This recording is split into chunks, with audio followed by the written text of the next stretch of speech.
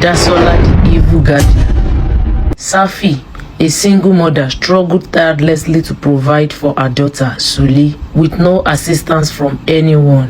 Her baby's father is sadly no longer alive and her parents are very old. Safi worked day and night to put food on their table. It was a daunting task, but her love for Suli fueled her determination. One day, at Safi's place of work, her hard work caught the attention of her boss. Impressed by her dedication, the boss decided to reward Safi's efforts by offering her an opportunity to study abroad, to acquire more knowledge for the goodness of herself and the company. Upon hearing the news, Safi's feelings are mixed. On one hand, she felt immense joy knowing that a year of struggle might soon come to an end. She could finally provide her daughter with the life she had always dreamed of. On the other hand, she feels so sad that she will be leaving Suli behind in Nigeria, especially when she has no one to care for her. The thought is weighing heavily in her heart. Amidst her conflicting emotion, Safi recalled her cousin Dasola, who lived in Lagos. Safi immediately reached out to Dasola, sharing the news of her upcoming journey and pleading for her assistance in caring for Suli. Safi promised to send financial support every month to ensure the child's well-being. Dasola declined initially. She didn't want to accept Suli. However, upon hearing that Safi won't be sending money monthly, she gladly agreed. She obviously accepted because of the money. Safi traveled abroad and everything is going well for her. She is studying while also having a well-paid part-time job. As promised, Safi sent money monthly to Dasola in Nigeria, and she communicates with Suli through video call from time to time on Dasola's phone.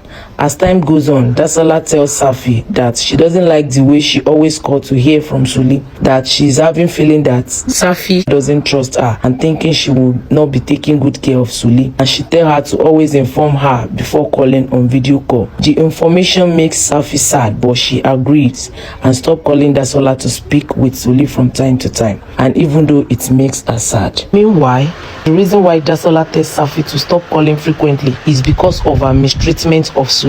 She maltreats her. Dasola makes the 10-year-old girl wash plates and do laundry, including washing Dasola's children's clothes. She also forces Suli to sweep the floor, while Dasola's children enjoy leisure activity in the sitting room, like watching TV or playing video game. If Suli refuses to do the work or show sign of tiredness, Dasola responds by subjecting her to merciless beating. Dasola doesn't allow Suli to wear the good clothes that Safi sent from abroad.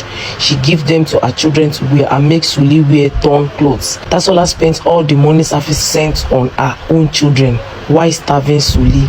So on the day that Safi will call on video call, Dasola will bath for Suli, wears one of the clothes that her children have been wearing for Suli, and want her to be smiling all through and be telling her mother how good she has been to her.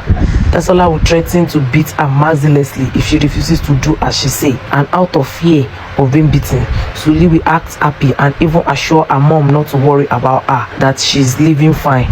But as a mother, Safi is not always satisfied because she feels Suli is losing so much weight. One day, she complains about the weight, and Dasola said it is because Suli is getting tall, hence why she's getting lean. All this is going on and on until one day, one of Dasola's neighbors, who had grown tired of witnessing Dasola's mistreatment of Suli, decided to inquire about the girl's well-being. Fortunately, she discovered Safi's Facebook account and messaged her. She snapped a photo of Suli on her way, wearing torn clothes while washing dishes and crying profusely. She sent the picture to Safi through Facebook, accompanied by a message that said, "This is how Dasola has been treating your daughter. It will be best if you come and take her before you lose her." Upon seeing the message and the picture, Dasola was overcome with anger. She couldn't control her tears and cried uncontrollably. Driven by desperation, she rushed to the airport, intending to leave for Nigeria that very day. However, she eventually decided to return home, realizing that she needed to plan her next step carefully and lacked sufficient funds at the time. After arriving home, Dasola contacted her boss at work and tearfully explained her predicament. Her boss felt compassion for her and promised to assist her. Safi insisted that her daughter Suli should never spend another day in Dasola's house. She pleaded with her boss to rescue her daughter. The boss agreed with her and promised to take action to ensure Suli's safety. Safi's boss didn't go alone. He was accompanied by police officers. Unfortunately for Dasola, they caught her in the act of beating Suli mercilessly. The first thing they did was capture photographic evidence of the incident. Overwhelmed by anger, one of the police women couldn't control herself and she slapped Dasola heavily across the face. Dasola cried out in pain, begging the police officer for mercy. They promptly arrested Dasola and she was charged with child mistreatment.